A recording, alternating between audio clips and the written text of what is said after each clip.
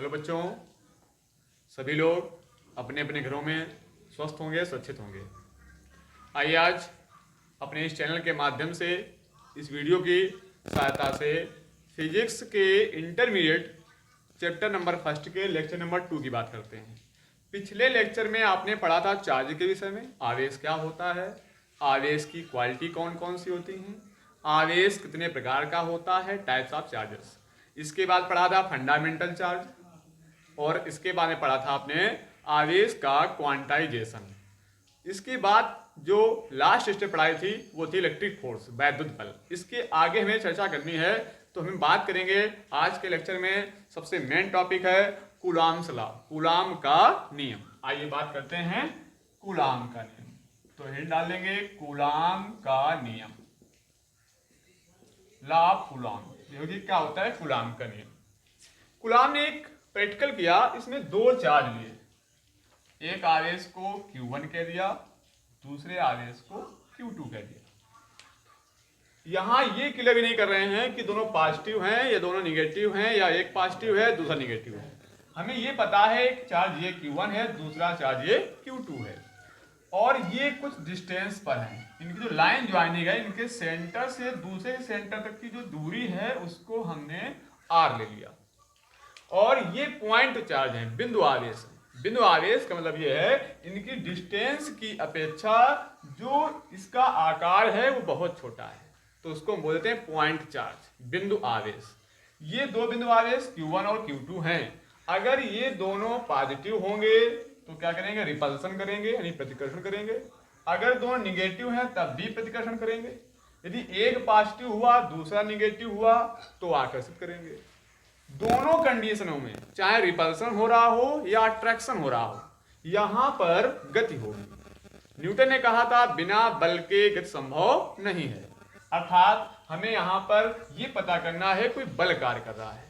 उस बल का नाम दिया कूलाम ने वैद्युत बल। अब वो बल कितना होता है ये कैसे पता हो, तो इसके लिए कूलाम ने एक नियम बनाया। नियम क्या कहता है, उन्होंने कहा वो जो वैद्युत बल होता है वो इन दोनों आवेशों के गुणनफल, इन दोनों आवेशों के गुणनफल के अनुक्रमानुपाती होता है, पहली शर्त। दूसरी कंडीशन ये है वो जो वैद्युत बल होता है इस दूरी के वर्ग के व्युत्क्रमानुपाती होता है। इस दो शर्तों के द्वारा कूलाम ने नियम को डिफाइन किया कि जो वैद्युत बल कार्य कर रहा है वो इन दोनों आवेशों के गुणनफल के अनुक्रमानुपाती है, कह सकते हो समानुपाती है, डायरेक्टली प्रोपोर्शनल है। और जो बीच की डिस्टेंस होती है दूरी, उसके स्क्वायर के इनवर्स प्रोपोर्शनल है, यानी व्युत्क्रमानुपाती है। अब इन दोनों कंडीशनों को अगर हम एक साथ कहें, इक्वेशन फर्स्ट एंड सेकेंड, तो क्या होगा, F is proportional Q1 Q2 upon R square. तो किन्हीं दो बिंदु आवेशों के मध्य लगने वाला वैद्युत बल इन दोनों आवेशों के गुणनफल के अनुक्रमानुपाती तथा इनके बीच की दूरी के वर्ग के व्युत्क्रमानुपाती होता है। ये बन गई कूलाम के नियम की थ्योरी बन गई।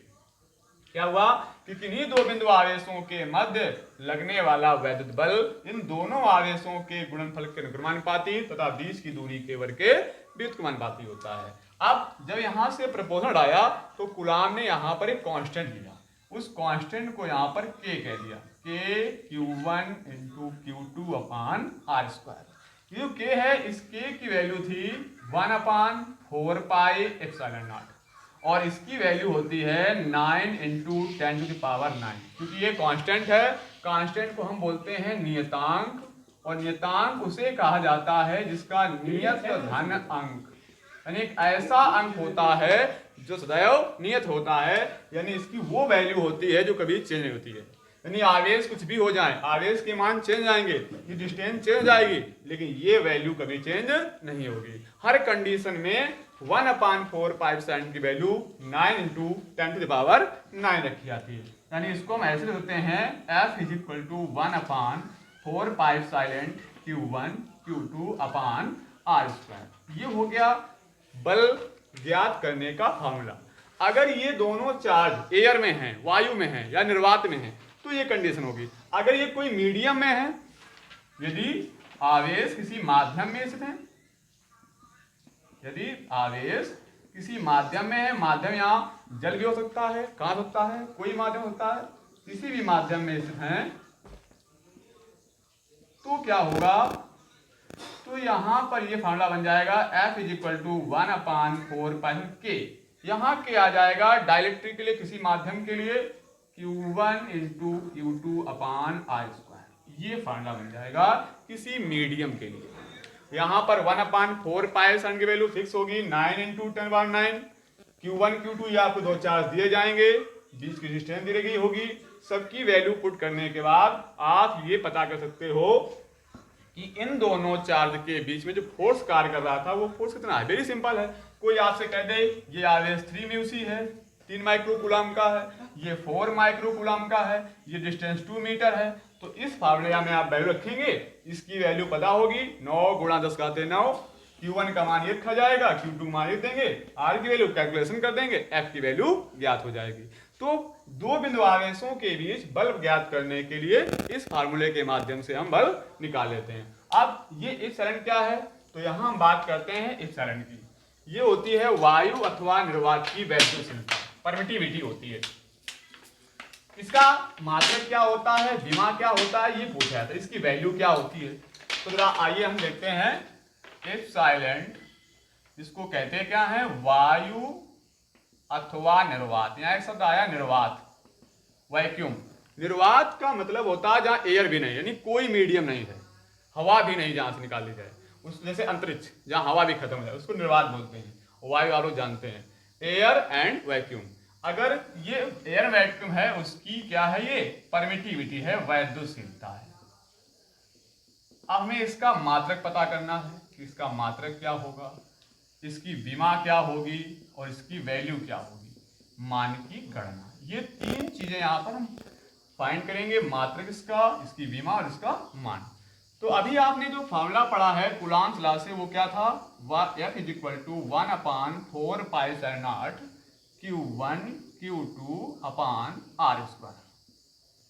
इस फार्मूले से अगर हम इस साइन की वैल्यू फाइंड करेंगे तो कैसे करेंगे, F इज इक्वल इसका मल्टीप्लाई से कर देंगे, तो Q1 इंटू Q2 इसका मल्टीप्लाई करेंगे, 4πε इंटू R²। इसके डिवाइड 1 करेंगे, क्रॉस मल्टीप्लाई करेंगे, तो ये हो जाएगा F इंटू 4πε R²। ये क्या हो जाएगा, Q1 इंटू Q2। हमें क्या निकालना है, एप्सिलॉन। तो बाकी संख्याएं डिवाइड में आ जाएंगे इसके। तो एप्सिलॉन इज इक्वल टू क्या हो जाएगा, Q1 into Q2/F into 4πR²।